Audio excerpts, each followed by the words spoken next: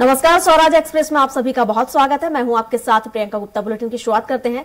मध्य प्रदेश में बीजेपी और कांग्रेस विधानसभा चुनाव को सेमीफाइनल मानकर लड़ रही है। अब 6 माह बाद होने वाले फाइनल यानी लोकसभा चुनाव की तैयारियां शुरू हो गई हैं। लेकिन विधानसभा चुनाव के नतीजों के बाद ग्वालियर चंबल संभाग में जो तस्वीर सामने आई है उसने लोकसभा चुनाव का मुकाबला दिलचस्प बना दिया है। देखिए खास रिपोर्ट में। प्रदेश विधानसभा चुनाव के खात्मे को लोकसभा चुनाव का बिगुल कहा जा सकता है। विधानसभा चुनाव में भले ही बीजेपी ने कांग्रेस को एक तरफा मात दे दी, लेकिन लोकसभा चुनाव का गणित अब दिलचस्प हो चला है। खासकर ग्वालियर चंबल संभाग में कांग्रेस अब बीजेपी को बराबरी की टक्कर देती नजर आ रही है। 2019 के लोकसभा चुनाव में दोनों अंचलों की 4 संसदीय सीटों पर बीजेपी कब्जा करने में सफल हुई थी, लेकिन विधानसभा चुनाव के नतीजे अब 50-50 के आसार जता रहे हैं। ग्वालियर संसदीय क्षेत्र में स्थिति बराबर की है।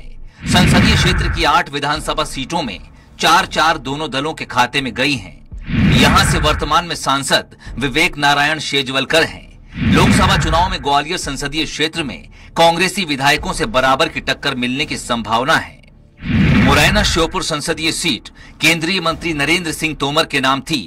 दिल्ली से विधानसभा चुनाव जीतने के बाद उन्होंने इस्तीफा दे दिया है।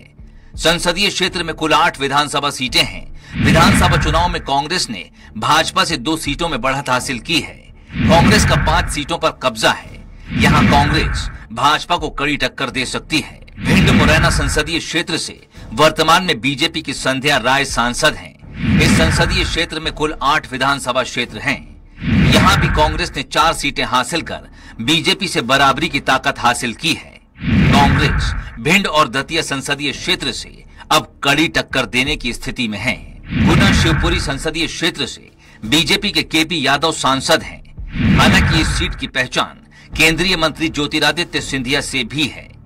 इस संसदीय क्षेत्र में कुल 8 विधानसभा क्षेत्र हैं। यहां बीजेपी ने बढ़त बनाई है।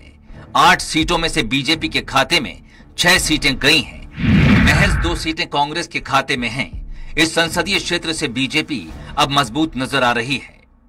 कुल मिलाकर अंचल के 4 संसदीय क्षेत्र में कुल 32 विधानसभा सीटें हैं। इनमें से बीजेपी 17 सीटें जीतने में सफल हुई, जबकि 15 सीटें कांग्रेस के खाते में गई हैं। देखो, लोकसभा का चुनाव देश का चुनाव होता है और देश में इस समय मोदी जी की गारंटी चल रही है।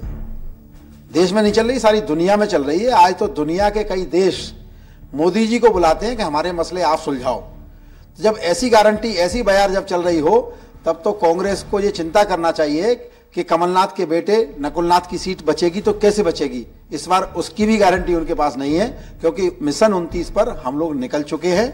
हम अवेयरनेस काम करने वाले कार्यकर्ता हैं। ऐसा नहीं कि चुनाव में बम्पर जीत गई विधानसभा में तो हम लोग किसी नशे में जिए। हम अपने कर्म पथ पर चल पड़े हैं और 29 की 29 सीटें मध्य प्रदेश से गारंटी के साथ भारतीय जनता पार्टी जीतेगी। देखिए, अभी विधानसभा के चुनाव में मध्य प्रदेश की जनता ने कांग्रेस पार्टी को जो अपना आशीर्वाद दिया, वो हमने देखा किस प्रकार से 199 सीटों पर बैलेट पेपर के माध्यम से कांग्रेस पार्टी ने बढ़त बनाई। लेकिन जब ईवीएम खुलती है तो वही कांग्रेस पार्टी 66 पर सिमट गई। क्या कारण है, इसकी बारीकियों में हम लोग जा रहे हैं और कहीं ना कहीं ईवीएम की कृपा भारतीय जनता पार्टी पर बरसती हुई दिखाई दे रही है। इसको लेकर हमारा वरिष्ठ नेतृत्व भी संज्ञान ले रहा है और हम लोग सब बैठकर समीक्षा कर रहे हैं और लोकसभा में भी पूर्ण तैयारियों के साथ कांग्रेस पार्टी जुट रही है। हमारे बूथ से लेकर ऊपर तक के सभी नेता गंभीरता पूर्वक इस चुनाव को ले रहे हैं और हम पूरी दमखम से इस चुनाव को लड़ेंगे।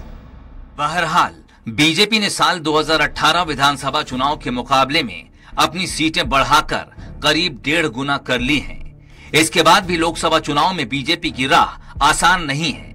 लेकिन एक सच ये भी है कि कांग्रेस मध्य प्रदेश में सरकार नहीं बनने के चलते सदमे में है और हार के कारण तलाश रही है, जबकि बीजेपी ने अभी से लोकसभा चुनाव की तैयारियां शुरू कर दी हैं। यानी 2024 का मुकाबला दिलचस्प होगा। स्वराज एक्सप्रेस के लिए ग्वालियर से विनोद शर्मा की रिपोर्ट।